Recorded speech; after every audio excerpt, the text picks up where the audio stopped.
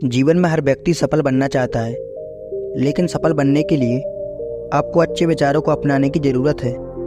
गौतम बुद्ध के उपदेशों से आपके जीवन में सकारात्मक बदलाव आते हैं और इससे आपका जीवन बदल जाता है। यही कारण है कि बुद्ध के विचारों को सुखी जीवन का एक सूत्र माना जाता है। सफल बनने के लिए हर व्यक्ति का अपना एक लक्ष्य पहले से ही निर्धारित होता है और वह उसी के अनुरूप काम करता है।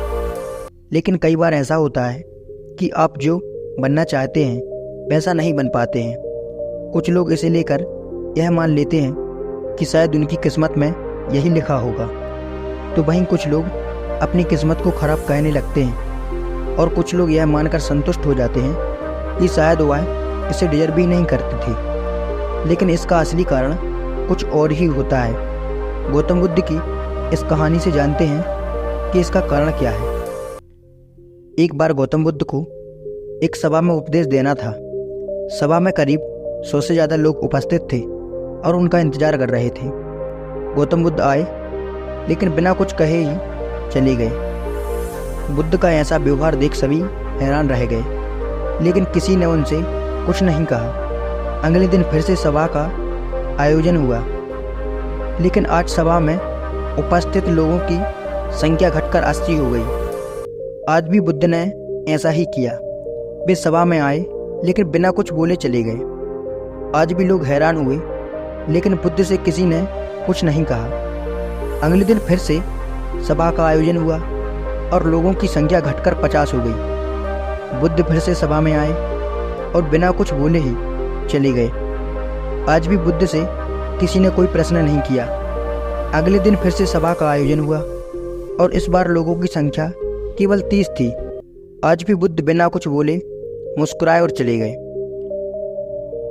आप कहानी को सुनते हुए एडिटेड हो गए होंगे और सोच रहे होंगे कि आखिर बुद्ध को कुछ बोलना नहीं था तो बार बार सभा में क्यों आए और ये क्या हो रहा है। ठीक इसी तरह सभा में मौजूद लोगों को भी गुस्सा आ रहा था, लेकिन इसका जवाब जानने के लिए आपको धैर्य रखना होगा।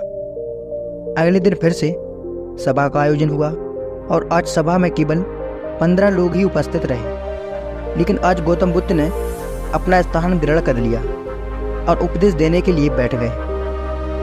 बुद्ध ने जिन 15 लोगों को उपदेश दिए वे उनके भिक्षु बन गए और इन लोगों ने आगे चलकर बुद्ध के ज्ञान को अलग अलग दिशाओं में फैलाया।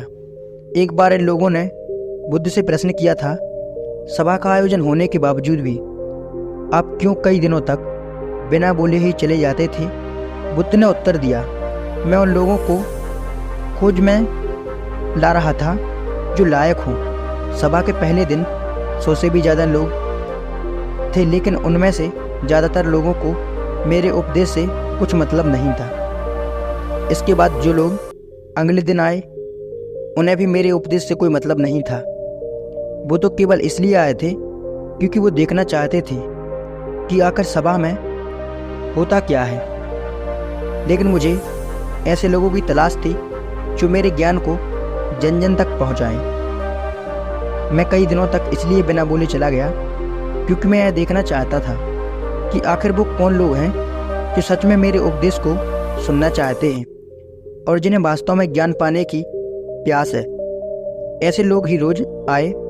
गौतम बुद्ध कहते हैं, जिनके भीतर धैर्य था उन्हें मुक्ति का मार्ग मिला और जो लोग जल्दबाजी में थे वो आज घर पर बैठे हुए हैं। बुद्ध कहते हैं कि जिन लोगों में धैर्य का गुण होता है वे जीवन में कुछ भी पा सकते हैं, फिर चाहे आपका लक्ष्य कुछ भी हो। बिना धैर्य के कोई भी लक्ष्य नहीं मिलता है। बिना धैर्य के कोई भी सफलता के लक्ष्य तक नहीं पहुंचता है। और धैर्य को कैसे बढ़ाएं?